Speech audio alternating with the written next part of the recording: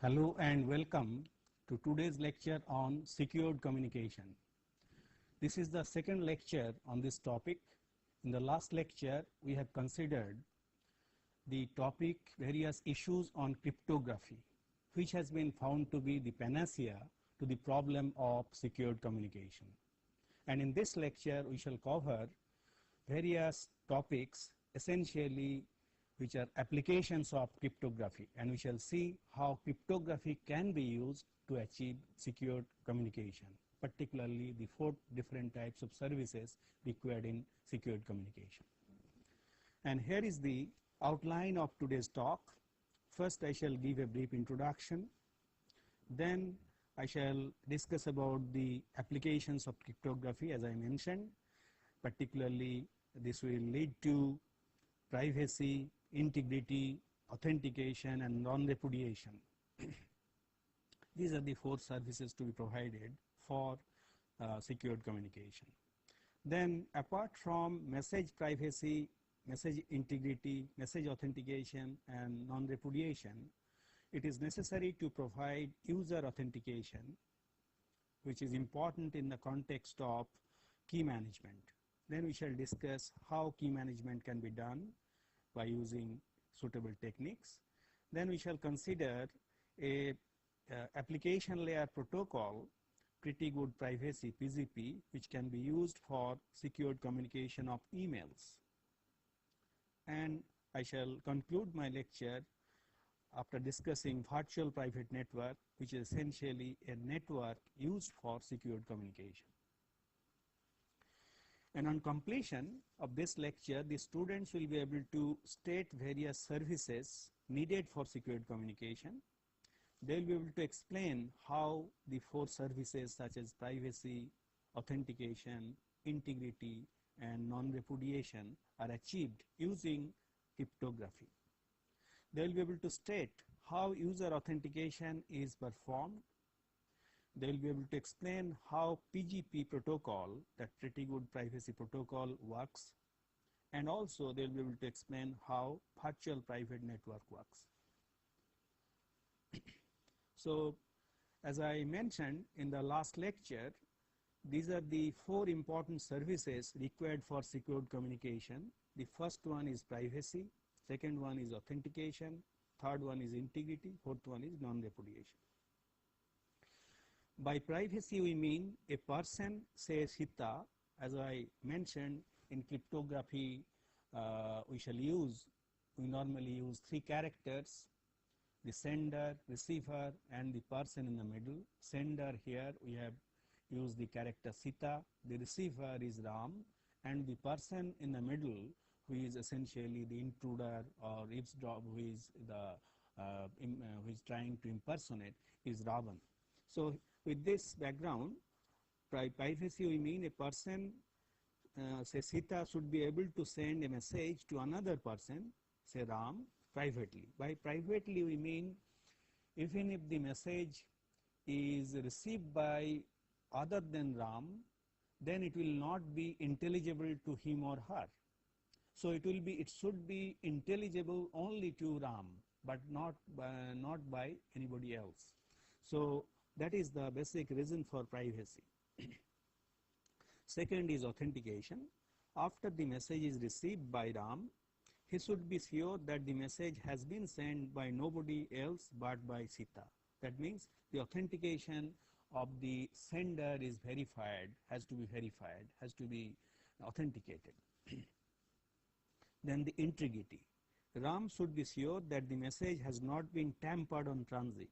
So when the message is passing through a network, unreliable network, it may be tampered by the intruder, say Ravan.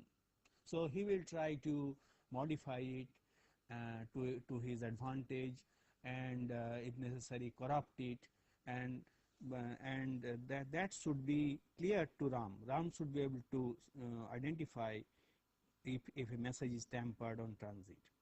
Finally is the non-repudiation. Ram should be able to prove at a later stage that the message was indeed received from Sita. So there may be a situation when Sita may say at a later stage that a particular message was not sent by her to Ram. So Ram should be able to prove that it was indeed sent by Sita. So that is the requirement, service requirement from, in the context of non-repudiation. First, we shall focus on privacy. How privacy can be achieved by using cryptography. It can be achieved by cryptography by using shared key or symmetric key approach. Here what can be done? Sita can convert the plain text into cipher text by encrypting it with the help of a shared key. And so encrypted message is now sent through the medium which is not safe. So in the middle, the Ravan may try to get access of it, but it will not be intelligible, it will be unintelligible to Ravan.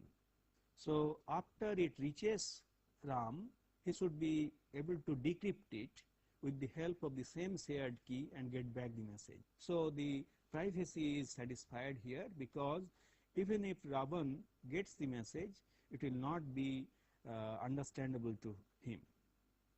So here the basic issue is that key is shared between Ram and Sita, and particularly in shared key approach we require a very large number of keys, and that is one important problem, and how it can be resolved we shall discuss later. Then comes the privacy by using public key cryptography. Here what is being done? Sita performs encryption, so that means converts the plain text into cipher text with the help of the public key of Ram.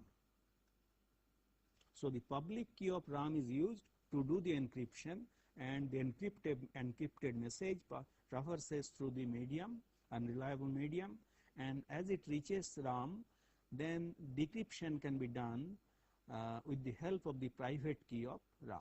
So Ram can do the decryption by using his private key to get back the plain text from the cipher text. So this is how the privacy of the message is preserved by this technique. So in this case the problem is, you see, the Sita is using the public key of Ram. So it is necessary to verify that the public key indeed belongs to Ram, not by some imposter. So if an imposter sends a public key to Sita, and if she uses that public key for sending through the medium, then the purpose will be lost. So this has to be verified in the context of public key cryptography, when you use public key cryptography. So you have seen how privacy can be maintained by using shared key cryptography and by public key cryptography. Let us now focus on the other three aspects or services required, that is authentication, integrity, and non-repudiation. And these three services can be achieved by using a technique known as digital signature. What is digital signature? Let us try to understand. The idea of digital signature is very similar to signing a document. Normally, whenever we send a document, and particularly if it is legal document or something else, on each page signature is given. So that signature actually authenticates the document, and somewhat similar technique is used here. However, here the signature, whereby signature we mean some kind of encryption is being done. How it is done is explained here by using the public key cryptography.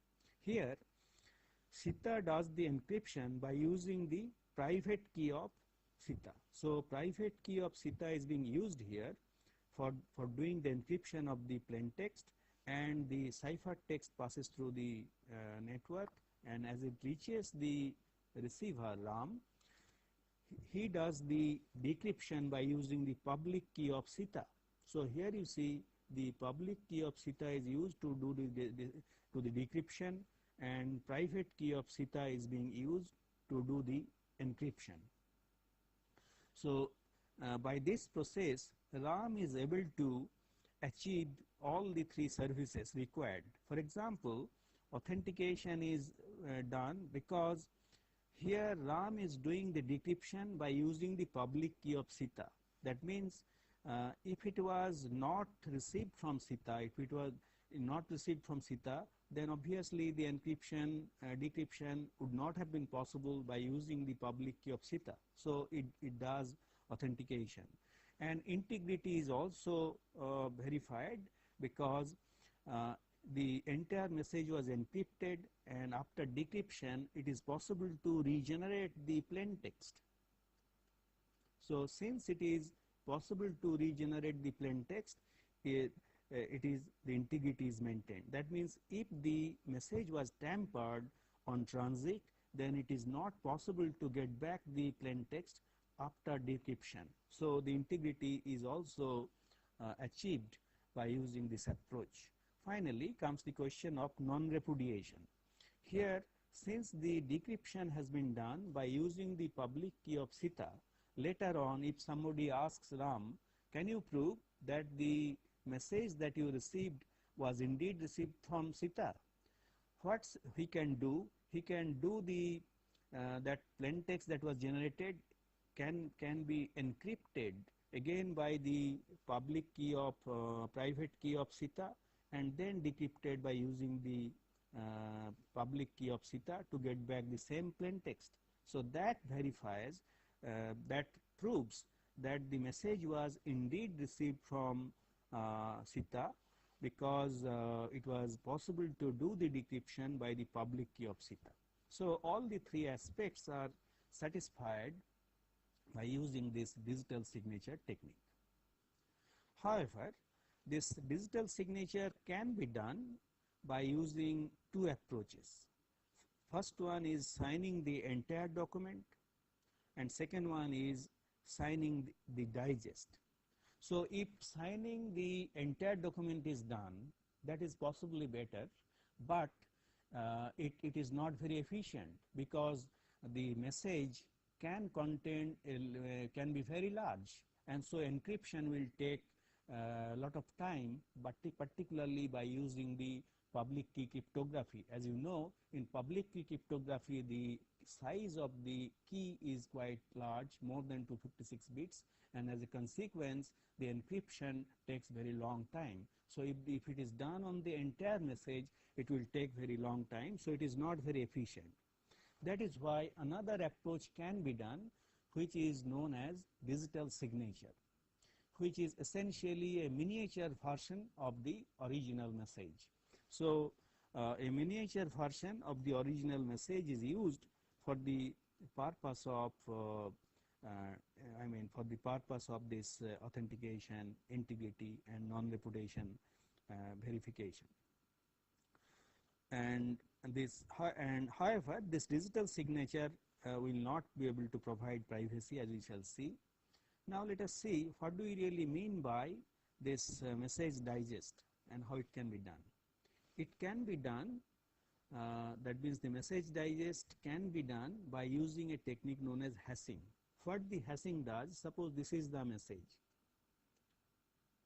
So message is applied to a hashing function and to generate a digest. This is your digest. What it effectively does, it converts a variable length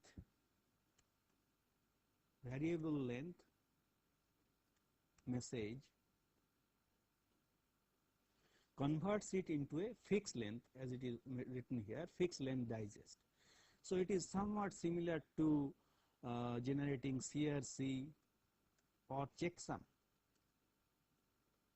We have seen that for the purpose of error detection, checksum or cyclic redundancy codes are used, and those checksum and cyclic redundancy codes are either 16-bit or 32-bit long, and those are generated from a long message. So here also, in a somewhat similar technique, a fixed length digest is created from the variable length message. And some standard techniques have been developed to perform hashing, and most common hashing functions are MD5, message digest 5 approach, which uses 120-bit or 128-bit digest. That means a fixed length 120-bit digest is generated by using this approach, message digest 5, which is very popular and widely used. There is another approach, secured hash algorithm 1, SHA1, which uses 160-bit digest, and obviously SHA1 is much more secure than the MD5 because it uses 160-bit instead of 120-bit. However, SHA1 is less popular than MD5. Now, you must understand two very important properties of this hashing operation. First of all, it is one-to-one. What do you really mean by one-to-one? For each message, the digest has to be unique. That means the digest that is created has to be unique for a given message, and that requirement is satisfied if the digest is about 128-bit. So if it is chosen about 128-bit, then that condition is satisfied, and or 128-bit or more than 128-bit. And another condition that has to be that is satisfied is it is one way. That means from the message you can generate the digest, but you cannot really generate the message from the digest. That means the reverse process is not possible. So a message cannot be generated from the digest, and that's why it is one way. So these two properties are to be satisfied for the message digest to be successful. Let us see how the signing is done on the digest. So signing the digest is performed. So here again we are using the private key, public key approach to do the signing on the digest. Here Sita is generating a message, then some hashing operation is performed, maybe MD5. MD5 is version 5 is used to do the hashing to generate, say, 120-bit digest. This 128-bit digest is encrypted by using Sita's private key, and then that signed digest is sent along with the message to RAM. So the RAM, not only the message is being sent, but the signed digest is also sent. So here you see the signed digest is encrypted version of the digest. On the other hand, the message is not encrypted. As a result, it does not give you the privacy. So privacy is not provided by this approach. However, it provides the other three functions that I have mentioned, that authentication, integrity, and non-repudiation. Now let us see what is done at the other end. At the other end, RAM receives the message along with the signed digest. Then the signed digest is decrypted by using Sita's public key. Since the encryption was done by using Sita's private key, the decryption can be done by using Sita's public key. So after doing the decryption, the digest is created. Now the message is now received in its original form, in plain text form. This plain text form message again is used to generate the digest by using the hashing operation. That is, again the MT5 is used to generate the hashing, and the digest is created. If these two digests are same, they are compared. If they are same, then the authentication, integrity, and non-repudiation is satisfied. So digest created using the received message is compared with the decrypted digest. So in this way, the message digest is used to perform the three operations I have mentioned. Now, apart from this message authentication, checking authentication of the integrity of the message, it is necessary to do user authentication, and this is related to essentially key management. And it is how the user authentication can be done is explained here. This can be done in various ways. The first approach is based on symmetric key cryptography. Here what is being done, Sita sends her identity and password. So identity and password is being sent in encrypted form by using that shared key KSR. KSR is essentially the shared key between Sita and Ram. SR stands for Sita and Ram. So the shared key is being used to do the encryption, where the identity of Sita along with password is sent to Ram.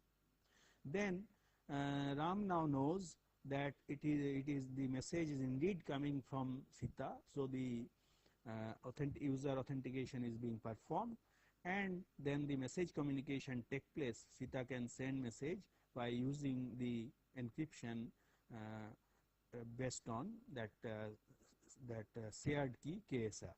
So in this way message communication can go on. However, here this particular approach has some problem. First problem is the intruder can cause damage without accessing it. That means whenever this particular message is going through the network, then the intruder or Ravan can get hold of it, can modify it and send it. So it can cause damage without accessing it. So in such a case, Ram will not be able to verify, will not be able to authenticate Sita. Secondly, the intruder what can do, instead of this particular message can be replayed, can be generated twice. Suppose Sita is sending a message to a banker to make some payment. Now one message is sent to pay, let's assume 10,000 rupees.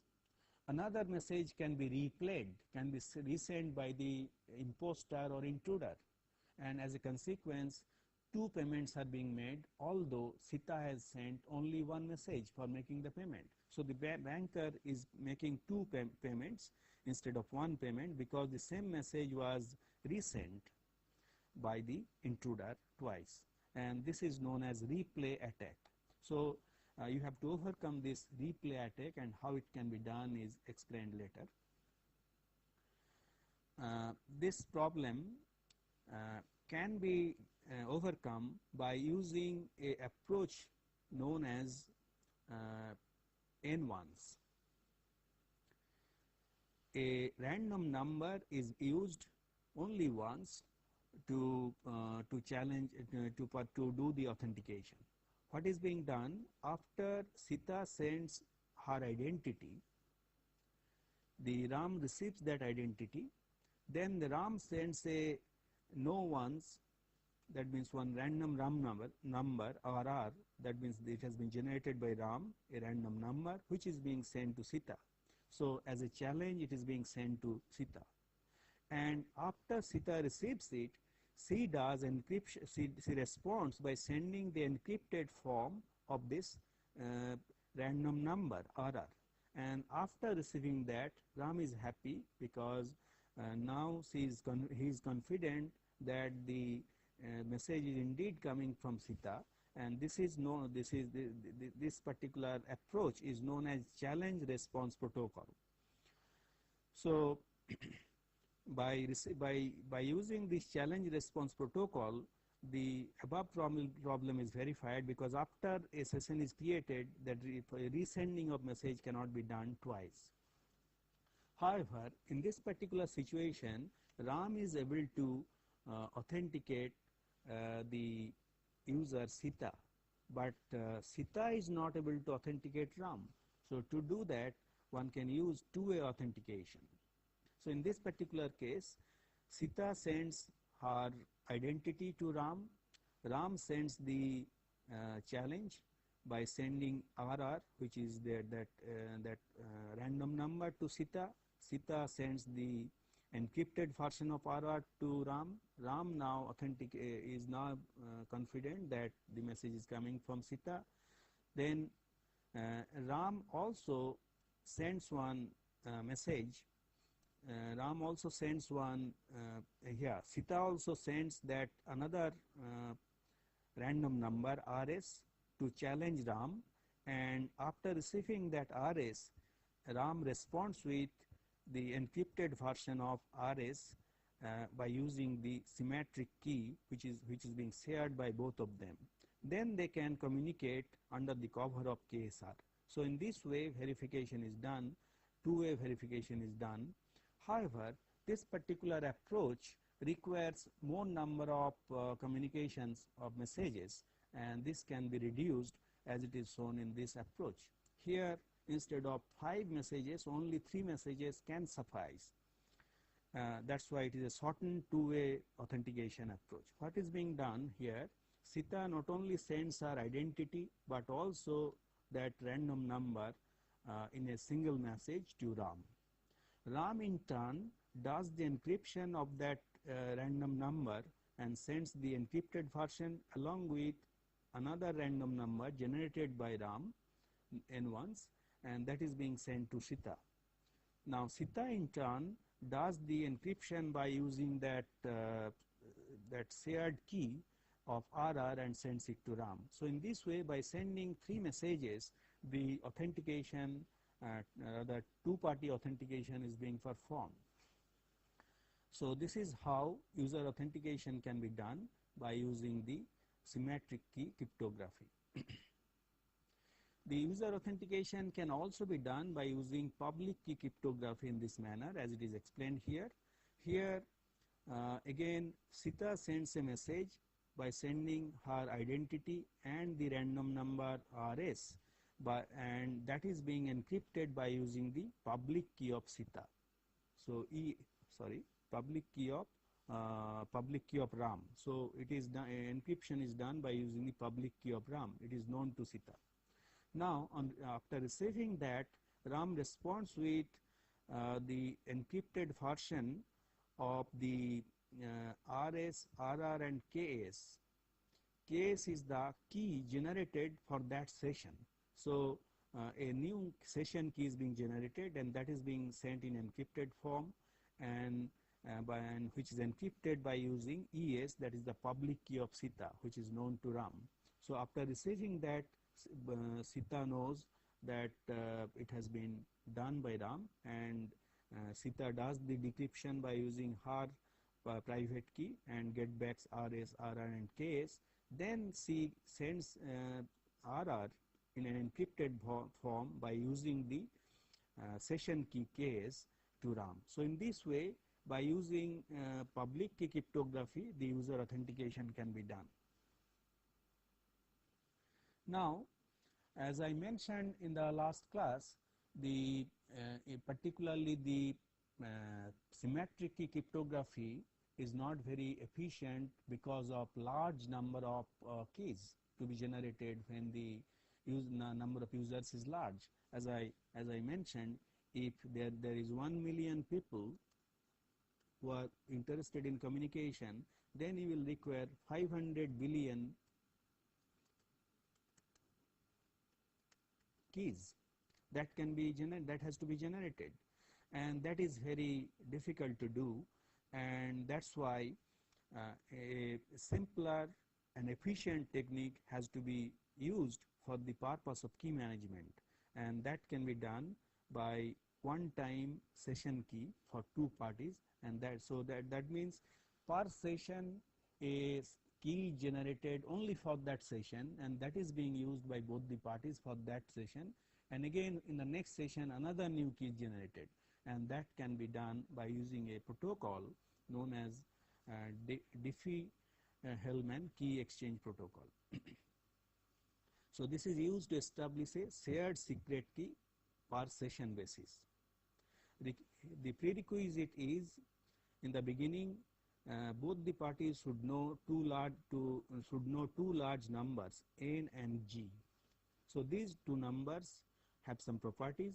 First of all, n is a large prime number such that n minus 1 by 2 is also a prime number, and g is also a prime number.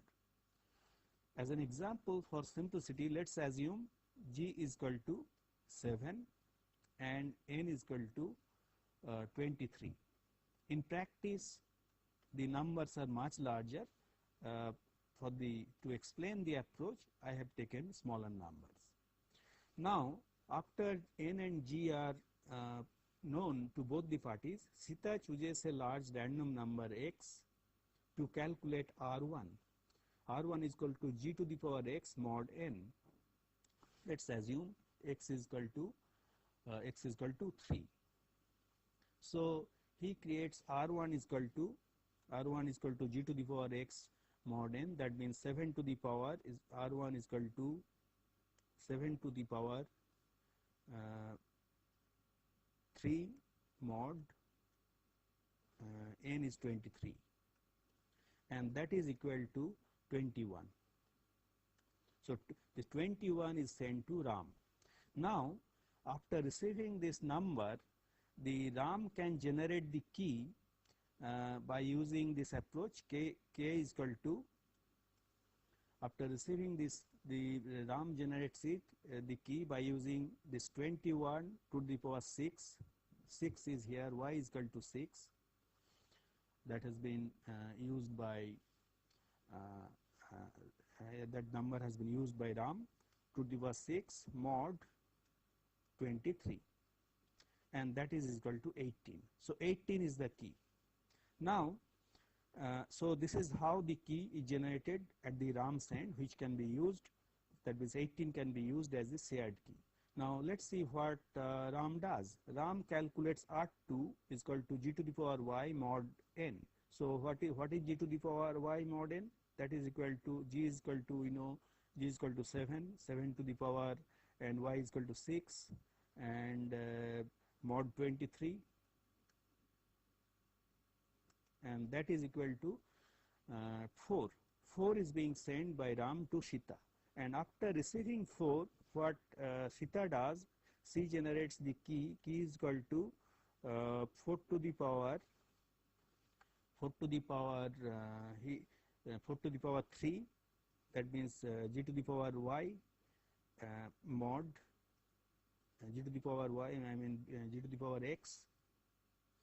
So Sita and Sita does the g to the power x, r to the power x mod n mod 23, and again he gets 18. So you see, both the parties have generated got the secret key, shared secret key, and so this is essentially working based on number theory.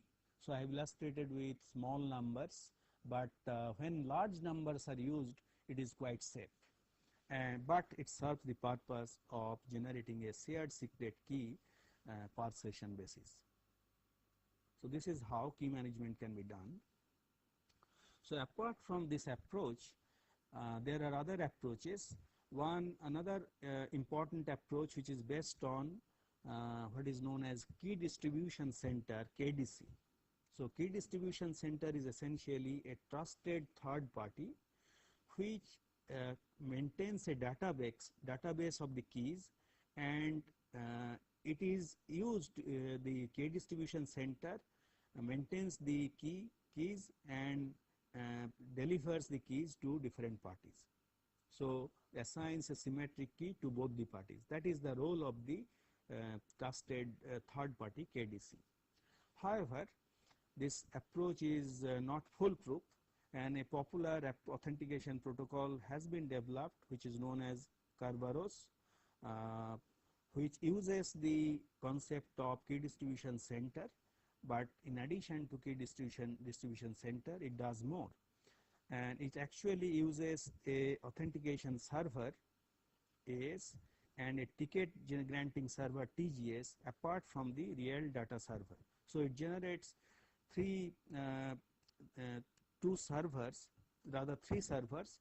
two servers. One of them is authentication server, second one is ticket granting server, and third one is real data server. Essentially this can be RAM's server. And by using these three servers, the authentication is being done. Let's see how it is being done with the help of this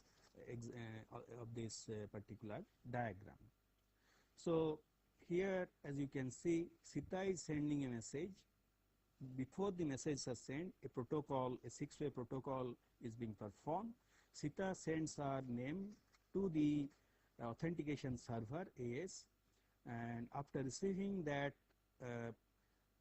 identity of Sita, the authentication server generates a session key, that is KSE, and a TGS token to be used by Sita. So using that token, I mean, after receiving this, Sita will simply type her password to get the key, the session key, and using that session key, she will do the encryption of a timestamp, and also inform the ticket granting server with whom she wants to communicate, that is RAM, and also she will send the token, that this token in encrypted form, which is the shared key between Sita and the ticket granting server. So that is KTG. So this is being sent to the ticket granting server. Since it is being encrypted by using the shared key between the ticket granting server and Sita, it will accept this request, and it will generate 2 tickets. TGS response will be creating a session key for Sita to use with RAM. So you can see session KSE RAM comma KSR, that is being generated, and KSR KR Sita comma SR. So these two tickets are being generated, where you can see this KSR is the session key to be used by Sita for communication with RAM. So these are being sent to Sita, and after receiving this, Sita sends a message to RAM along with not only she sends the session key. So this is the session key to SUM. That ticket is encrypted by using session key, and also the timestamp. And after receiving this, RAM will respond with the will do the encryption by using KSR, that is the shared session key to be used by both of them for communication by incrementing the timestamp by 1. And after this is performed, then both Sita and RAM not only have authenticated their identity, but also they have got a key, shared key, to be used by both of them, this KSR. And with under the cover of KSR, under the cover of this this shared symmetric key, both of them will exchange messages. This is how Kerberos work, and this is very popular nowadays. Now, the security measures can be implemented by using the cryptography technique I have discussed at different layers, particularly in network layer, transport layer, and application layer. Implementing in network layer and transport layer is very difficult, because there are many protocols. For each of them, you have to develop the suitable protocol for the purpose of security. So it has been found that the implementing the protocol for the application layer is the most efficient and simple, and that is the reason why I shall consider a protocol, application layer protocol, which has been used for sending emails in secured form. It was invented by Phil Zimmermann, and it provides all aspects of security, that means all the 4 aspects that I mentioned in sending an email message. Let's see how it works. Sita is sending an email. First, the hashing is done by using the popular approaches, maybe that HD5 approach. And after the hashing, the digest is created. The digest is encrypted by using Sita's private key, and that digest in encrypted form is sent along with this email, and again the entire thing is encrypted by using one-time secret key that is generated. And not only it is encrypted, this one-time secret key is also encrypted by using RAM's public key, and all the 3 are now sent. That means the secret key in encrypted form, then message and digest in encrypted form, and all the 3 are being sent to RAM at the other end. And after receiving the encrypted secret key and message plus digest, the decryption is done in this manner. RAM performs the decryption. As you can see here, the secret key is decrypted by using RAM's private key because it was encrypted by using RAM's private key, public key. Since it was encrypted by using RAM's private key, it is decrypted by using RAM's private key.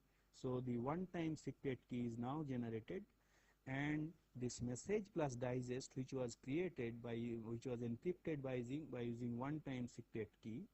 So that is your symmetric key, and that is being used now for decryption to get back the message, the digest along with the email. Now the message digest was in encrypted form by using Sita's private key. Now it is decrypted by using Sita's public key to get back the digest, and email is also passed through a hashing function, and digest is created, and both the digest are compared to check whether they are same or not. If they are same, that means all the three functions are satisfied. That means privacy, authentication, integrity, and non-repudiation are satisfied. That means message is being communicated in secured form. And however, if it does not match, then it does not. Then there is some problem. The email message has been modified or corrupted. Now we shall discuss an approach by which a secured communication network or secured link can be created, and that is known as virtual private network, and that is very popular, and without this our discussion on secured communication cannot be complete. One possible approach for realizing private network for communication communication of intra-organization messages is to connect various sites by using lease line. So if the organization is located in a single building or in a single campus, then there is no problem. A LAN can be, local area network can be created, and they can communicate with each other. But in practice, that is not so, particularly organizations like National Insurance Company, then your banks, State Bank of India and other organizations have their offices throughout the country, may have thousands of offices, and they are in each place they have got a local area network. Now they are connected with the help of lease line for communication of their private messages. So only two sites are shown here, site A and site B, but in practice there can be thousands of sites. And in this case, the intra-organization messages can be communicated through this, you can say, private wide area network created with the help of these lease lines. This particular approach is simple, but it also ensures privacy. And the advantage is here one can use private IP addresses, because the IP addresses used in router R1 and R2 need not be a global IP. So there is no need to take permission from the global organization. So the organization itself can create their own IPs and use it under this approach. But it has limited applicability, because these organizations, as I mentioned, banks, insurance companies, they have to serve many people, and to do that there must be some global communication. They have to communicate through internet. So the second approach can be used by using hybrid network. So in this case, what is being done, the intra-organization communications are communicated with the help of lease line through using router R1 and R2. On the other hand, the global global internet communications are being performed through the internet by using another set of routers R3 and R4. So separate path is there for communication of the global messages, So this is hybrid because there is private network and public network, both are being used. But the main problem in this case, and as well as the previous case, where private wide area network is created by using lease lines, satellite links, and various other communication things. This is very costly. So these networks are very costly. Private wide area networks are very expensive. To overcome that, a technique known as virtual private network can be used. So in virtual private network is used for both private and public communications. Not only private message or data, but public communications is also performed by using the internet. So a global internet is used both for private and public communications. You may be asking how you are achieving security in this particular case. So in this particular case, you are using route a pair of routers R1 and R2 between two sites, and in fact all the sites are now connected to this global internet. So the another site is also connected to this internet, another site is also connected to this internet. So there is no need to deploy a public wide area network, because this internet is now available throughout the world, and so each organization has to link it to the internet. However, question arises how the security can be achieved. That can be done by using the concept of virtual private network or VPN. VPN uses IPsec, that's a protocol in the network layer known as Internet Protocol Security in the tunnel mode, and it uses two sets of addressing.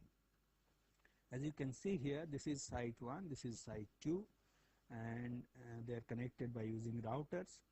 So apart from the IP header and the packet that is being used by this station 150 to send the message to station 250, when it is being sent by R1, it adds another two more headers. First one is IPsec header, and in front of that a new IP header that is being used for communication between R1 and R2 through the internet, that is being used, and this part is now is used as some kind of as payload. So this IP address is not being used. It is sent as payload using these four components of 4 fields of this message. So here it is given in more details, and particularly there are two protocols. The second one is known as encapsulating security protocol, or ESP, and ESP has got, as you can see, provides you source authentication, integrity, and privacy. So this is very useful because it provides all the 3 functionalities or services required. And here is the frame format.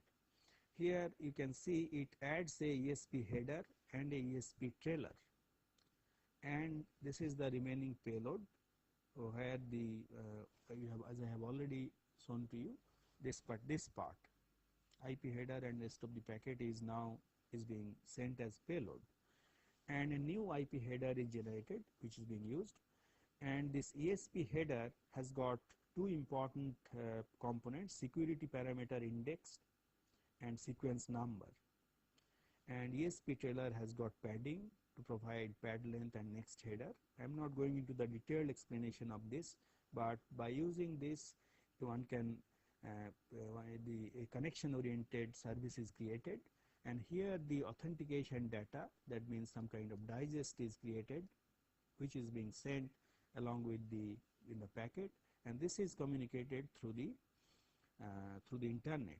So you can see here the packet is in the tunnel mode. The message along with the original IP address is sent as payload, and additional fields are used to achieve this authentication, integrity, and privacy by using the the virtual private network. It is virtual. It is virtual because you are not really creating a private network, but you are achieving the benefits of private network. That's why it is virtual private network. That means by using the public network, you are creating a virtual private network for secured communication. Now, it is time to give you the answer to the questions of lecture number 37. First question was, what do you mean by encryption and decryption? As we have already discussed on many occasions, encryption transforms a message, that is plain text, into a form called ciphertext, which is unintelligible to an unauthorized person. But the authorized person can get back the plain text by doing decryption. So on the other hand, decryption transforms an unintelligible message into a meaningful information by an authorized person by doing the decryption. Second question was, what are the two approaches of encryption and decryption technique? There are basically two approaches as follows. First one is known as one key technique, which is also known as symmetric key encryption technique. In this case, the same key is being used for encryption as well as decryption. And the second approach is known as public key approach, which is also known as asymmetric key encryption. In this case, the transmitting end key is known as public key, whereas the receiving end key is known as secret key or private key. So we have made use of these two approaches in these lectures, as you have seen. Now the third question was, for n number of users, how many keys are needed if we use private and public key cryptography? As we have seen, for private key cryptography or symmetric key cryptography, we require n into n minus 1 by 2 keys. Why? For example, suppose there are 4 nodes. Then you will require this node 1 will require how many keys? So you will require at least 3 keys, and then it will require, that means 3 keys are required for communication by node A. Then B will require for communication with B, C and D. B will require additional 2 keys for communication, and D will require another more. So in this way, the number of edges are essentially the number of keys required. So in case of 4, it is 4 by 3 into 2, that is your 6. As you can see, there are 6 edges. So in this way, total number of keys is quite large, n into n minus 1 by 2.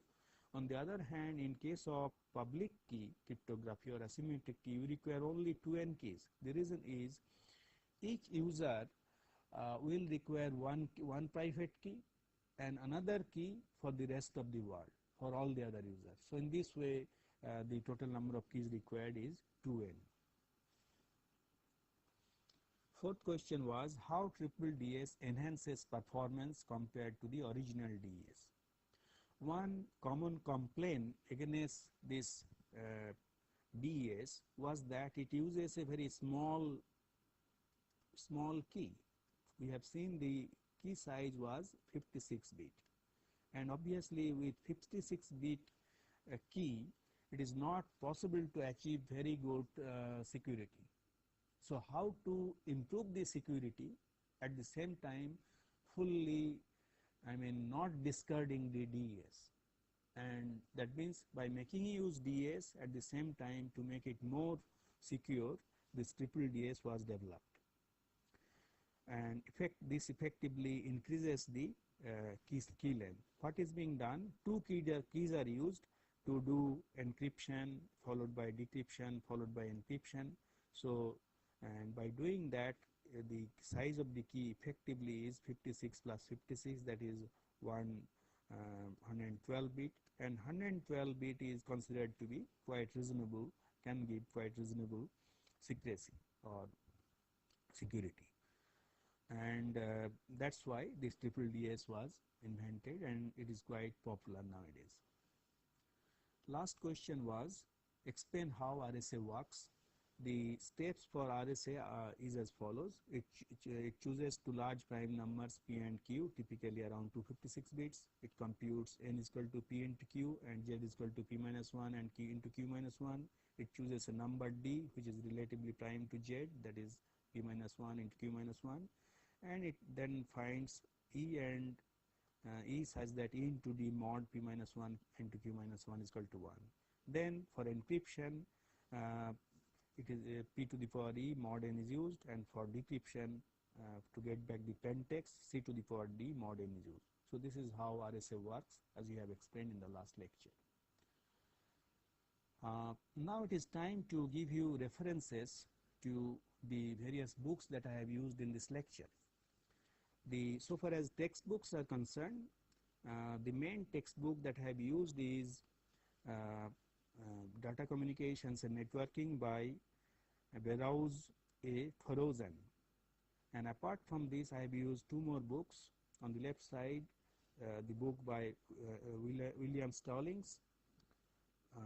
The name of the book is Data and Computer Communications, published by Pentisol of India.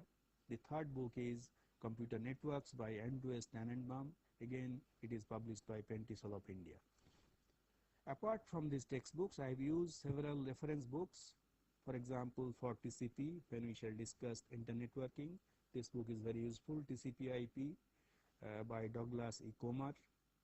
Then for wireless communication, there were some lectures on wireless communications. I have used this wireless communication principles and practice by Theodore S. Rappaport, and this is actually published by Pearson.